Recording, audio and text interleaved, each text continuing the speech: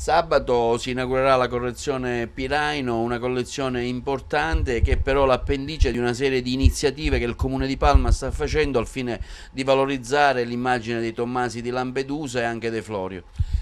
Sabato è l'inizio di una stagione importante, sono i 13 mesi sostanzialmente dell'anno giubilare e Palma di Montechiaro è una delle 6 sedi giubilari della provincia di Agrigento, rinnovando poi fra l'altro una missione antica che nasceva con la fondazione di Palma di Montechiaro e che otteneva già nel 1657 la bolla papale alessandrina, cioè Palma, venire a Palma significava guadagnare le indulgenze come per i pellegrini andare in Terra Santa.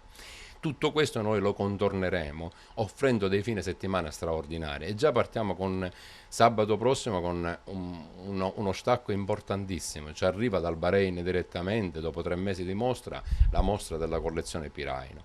Cosa saranno? Saranno intorno a 25 costumi originali d'epoca che si rifanno al decennio 1860, che è il decennio del Gattopardo. Quindi da qui in avanti ci sarà per 2 mesi di seguito, dal 28 novembre al 31 di gennaio, la opportunità per chi viene a visitare Palma di Montechiaro da una parte assaggiare il gusto del